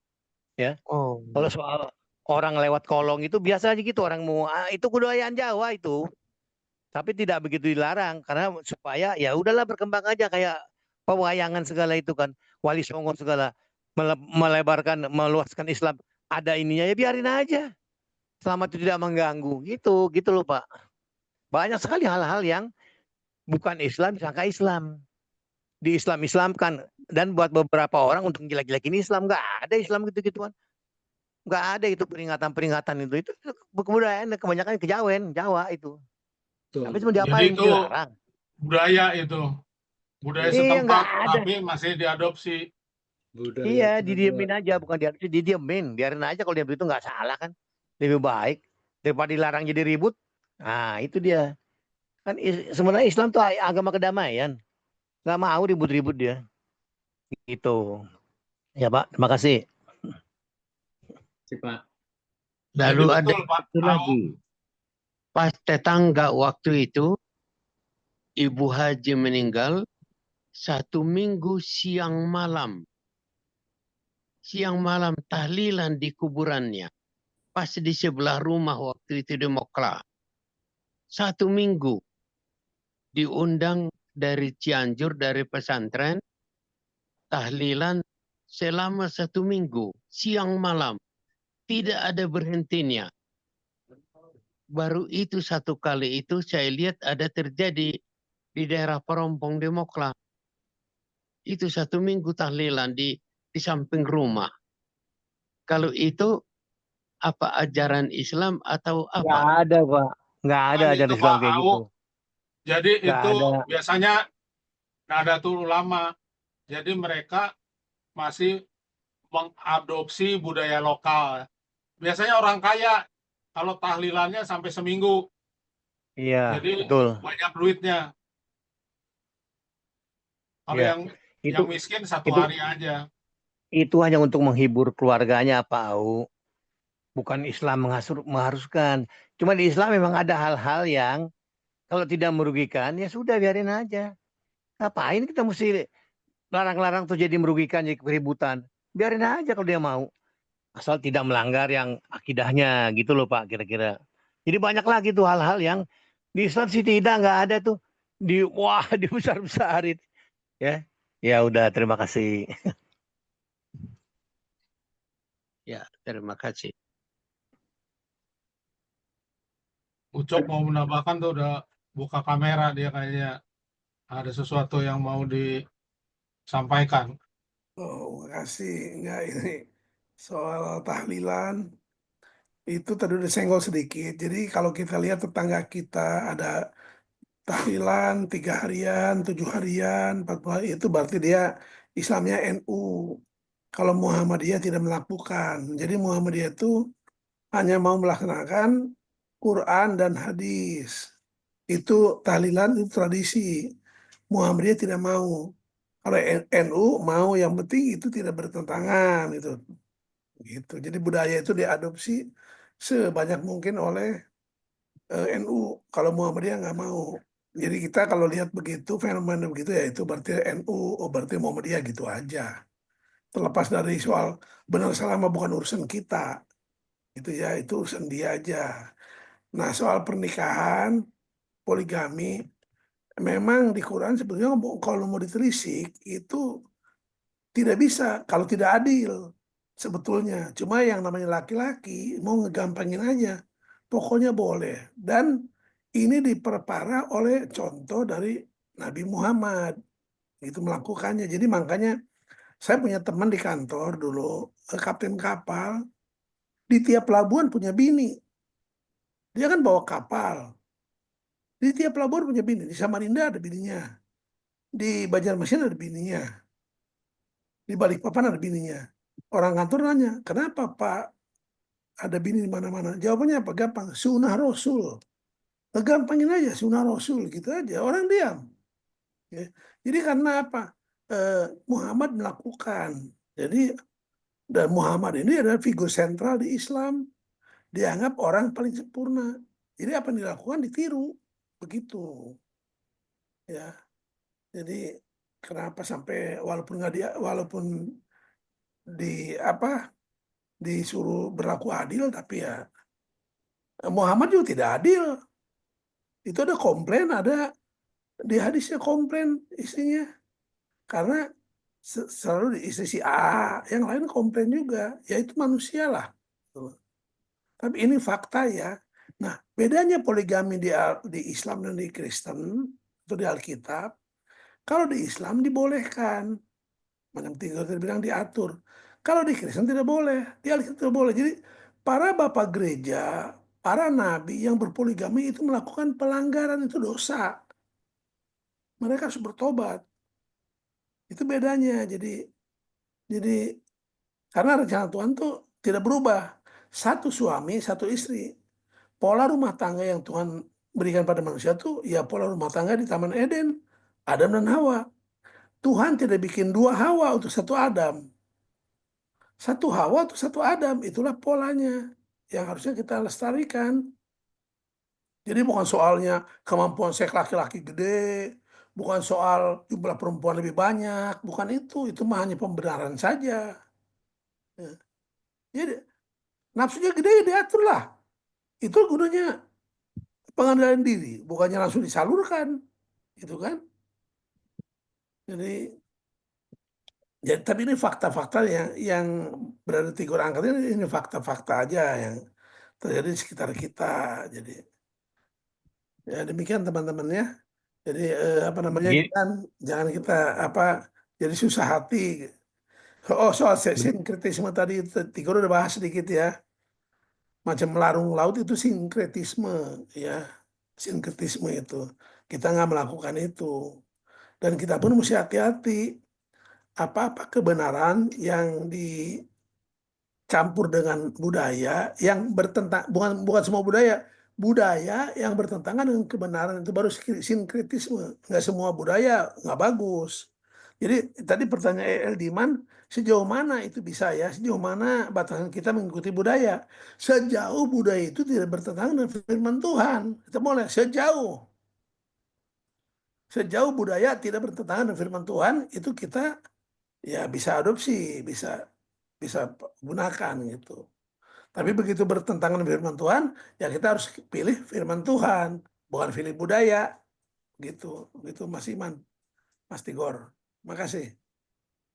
Bang Uco, saya mau tanya itu. Tadi yang kapten kapal tadi yang punya istri di sini, di Kalimantan, di ini. Itu, mereka pendapat mereka begini. Daripada gue berzina, gue mendingan gue kawinin. Gitu. Dan prinsipnya itu daripada saya itu takut sama Allah, sama Tuhan. Tidak takut sama istri saya. Jadi saya nikahi. Tapi ada orang yang berpendapat. Dia takut sama istrinya. Dia tidak takut sama Tuhan. Dia zinahi. Nah itu buat saya lebih baik yang begitu. Nikahi, tanggung jawab. Itu lebih baik daripada main jangan kebohnya, tapi satenya. Itu kan gak bagus gitu loh. Jadi ada sisi lain yang kita mesti lihat juga. Ya, Terima kasih. Boleh Mas Fahar. Fahar boleh juga sisi gitu, boleh lihat. Tapi di sisi lain, ini orang berarti ngegampangin nikah. Jadi seolah nikah itu untuk tidak berzina, bukan itu. Ya. Jadi untuk tidak berzina nikah. Tidak berzina nikah, bukan itulah tujuan Tuhan saya pikir dalam pernikahan. Pernikahan itu suci ya. Bukan untuk melegalkan hubungan seks aja, bukan. Ya. Tapi itu yang terjadilah sudah. Ini cowok nih, si kapten kapal kami ini menggampangkan menurut saya. Ditanya sama teman-teman, kenapa bininya banyak? Sunnah Rasul. Makanya bilang, karena ada contoh soal dari pemimpin. Pemimpin melakukan. Gitu. Jadi ada pembenaran lah, gitu, ada pembenaran.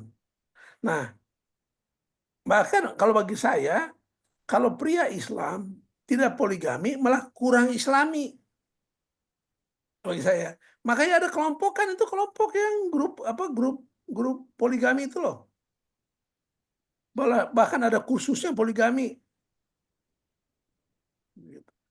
Nah, makanya termasuk kadang-kadang kita gini, teman-teman ya, Islam nih, misalnya saya Islam. Kita nih Islam, tapi kurang memahami konsekuensi di Islam. Kurang memahami, harusnya itu bukan hal yang besar. Contoh gini, saya dulu pimpinan perusahaan lah kerja ya.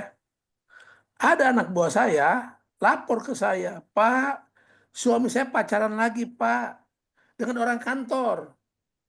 Ini kisah nyata ya, bukan saya kerang cerita. Terus saya bilang, oke, besok saya nasihati. Jadi karyawan pria yang udah punya istri pacaran dengan karyawati yang masih single. Si istri karyawan ini lapor saya. Istri karyawan pun karyawan juga, pegawai juga di kantor itu, tempat saya kerja. Terus saya mau nasihati. Saya pulang ke rumah, saya pikir-pikir. Akhirnya saya nggak jadi nasihati. Kenapa? Nggak usah pacaran lagi, kawin aja boleh kok. Karena mereka Islam. Kenapa saya mesti ikut campur nasihati? Besoknya si istri karyawan itu yang saya panggil. Bu, maaf Bu, saya tak bisa bilang apa-apa tentang ini. Yang saya bisa lakukan, mereka kalau pacaran di kantor, saya tegur. Tapi kalau di luar kantor, tidak ada wewenang saya. Dan mereka pacaran, tidak ada yang larang. Orang kan ibu Islam. Suami ibu Islam. Nggak usah pacaran lagi, menikah aja boleh. Jadi saya nggak tegur lagi, nggak nasihati itu karyawan. Jadi maksud gini, ini orang Islam, tapi tidak menyadari konsekuensi dari Islam. Macam Agim. Agim punya bini lagi. Orang heboh sampai Agim turun merek. Ya, turun merek. Padahal Agim siapa? Dia kan Islam. Itu kan hal yang biasa. Kalau pendeta punya bini lagi boleh heboh. Karena nggak boleh. Tapi kalau macam Agim punya bini lagi, apa yang salah? Orang boleh kok, gitu loh. Jadi, nah orang Islam ini menggunakan nilai-nilai bukan Islami, tapi nilai-nilai yang universal, yang harusnya satu suami satu istri gitu loh. Atau sekarang macamnya Ridwan Kamil heboh lagi soal perempuan. Kalau bagi saya sih kenapa harus heboh sih? Ridwan Kamil juga bisa bilang aja apa? Memang itu pacar gua, mau bilang apa orang? Nggak usah pacaran orang kawin lagi boleh kok. Nah ini keadaan di masyarakat kita tidak menyadari apa yang dia anut. Kalau Islam kan boleh, kenapa mesti heboh soal hubungan beginian? Begitu Mas Iman, ya. Jadi jangan kita beragama Islam tapi berpikir seperti Kristen, harus satu suami satu istri. Bang Ucok, itu Alkitab diturunkan ribuan tahun yang lalu. Jumlah manusia kan cuma sedikit. Makanya mau nikah-nikah lagi. Tapi waktu itu juga banyak kan punya harem-harem. Jumlah manusia sekarang berapa? Ya, wanita berapa? Makanya jadi kita nggak boleh pukul rata apa yang dipersatukan Allah tidak boleh bersama manusia. Lah itu kan dulu. Sekarang bagaimana? Enggak sampai sekarang enggak gini deh, lihat aja tetangga kita yang gampang. Mana ada nggak yang istrinya dua? Tetangga saya itu satu RW itu nggak ada. Jadi nggak bisa kita pukul rata. Wah ini kejelekan Islam misalnya gitu. Enggak lah. Malah saya lihat yang main-main itu yang Kristen situ. Ya, dia nggak nikah resmi dia, tapi saya tahu dia punya pacar masuk hotel. Itu dosa, Pak. Ya nggak apa-apa, manusia toh. Ya makanya, jadi jangan orang Kristen aja ada yang istri dua. Maksud saya jangan identikan dengan Islam, bukan. Saya lihat tetangga saya yang Kristen yang main-main tuh. Bukan gitu. Poin saya gini Mas Par, kalau kita Islam, ya kita itu punya bini lagi wajar. Kan tadi saya bilang waktu saya kerja pimpinan perusahaan, ada karyawan lapor, karyawati lapor karena suaminya pacaran lagi. Saya nasihati besok. Ternyata setelah saya di rumah, saya nggak nasihati lagi. Kenapa? Jangankan pacaran, kawin lagi juga boleh. Yang saya bisa lakukan sebagai pimpinan kantor, jangan pacaran di kantor. Oh di luar bukan urusan saya, itu mau saya gitu. Jadi kita macam Agim, apa yang salah dia punya bini lagi? Tapi namanya kan jatuh merek dia, nggak laku lagi, gara-gara punya bini lagi. Padahal itu biasa, di Islam kan boleh, itu maksud saya. Jadi jangan berpikir seperti orang Kristen, padahal kita Islam. Nah, kalau Agim itu tokoh agama Kristen, kawin lagi baru heboh. Nggak usah tokoh. Kalau Mas Harjono, Hadi Saputra nikah lagi baru heboh. Tapi kalau Mas Pahar nikah lagi nggak perlu heboh, malah kita datang ke pernikahannya mungkin. Kita dukung aja, ikut makan-makan. Gitu maksud saya. Nah, itulah. Tunggu dulu. Itulah Pak, itulah. Saya niat aja nggak ada tuh. Nggak ada niat aja. Makanya saya bingung orang kok ributin soal ini. Saya punya niat aja nggak? Nggak, Mas Ya. Pahar itu. Baik, nanti kita akan bahas ya. Jadi saya sedang menyiapkan dengan ayat-ayatnya dan hadis ya. Jadi poligami itu bukan ajaran Islam sebenarnya. Bahkan Muhammad itu menentang poligami. Contohnya, Bagaimana menentang Gor? Dia melakukan, bagaimana menentang sih? Dia melakukan bagi dirinya sendiri. Tapi bagi anaknya, dia larang. Aisyah sama Ali nggak boleh dipoligami. Jadi saat Muhammad melakukan poligami, ya malah nggak fair dong. Sama begini, saya suka rujak, tapi orang lain dilarang makan rujak, sama dengan gitu kan? iya, karena itu kepentingan politik, Cok. Jadi kondisi itu perang. Jadi ada alasan-alasannya. Jadi ada alasan-alasannya. Dan saat Aisyah menikah dengan Ali dilarang mempoligami Aisyah. Sampai Aisyah meninggal baru dia kawin lagi. Saya baca Baik, itu. kayaknya udah. Ya, kayaknya waktunya udah habis. Nanti sampai waktunya. Nanti kita lanjut. Yunus ada mau bicara tuh, kasihan tadi Yunus. Oke, Pak Yunus. Terakhir Pak Yunus, silakan Pak Yunus. Sebelum nanti Pak Tigor Tadi kan closing speech. Muhammad kan dia melarang anaknya, padahal dia poligami. Biasanya kan anak-anak itu belajar dari orang tuanya kan, jadi orang tua jadi teladan. Jadi teladan dalam keluarga. Nah, ini untuk berikutnya nih dibahas nih, Pak Tigor. Pertanyaan. Nanti saya lagi siapkan jawabannya. Oke, Kenapa Nabi Muhammad poligami? Dia kawin tua-tua semua. Hanya Aisyah aja yang muda. Kalau poligami sekarang kan yang muda-muda. Jadi ada perbedaan. Nanti kita bahas itu. Tua juga masih kinclong. Kalau nggak kinclong, nggak dipoligami. Silakan Pak Tigor, kesimpulan. Jadi begitulah ya yang saya sampaikan tadi mengenai surga berdasarkan ayat Quran, bahwa apa yang disampaikan itu sebenarnya perumpamaan ya.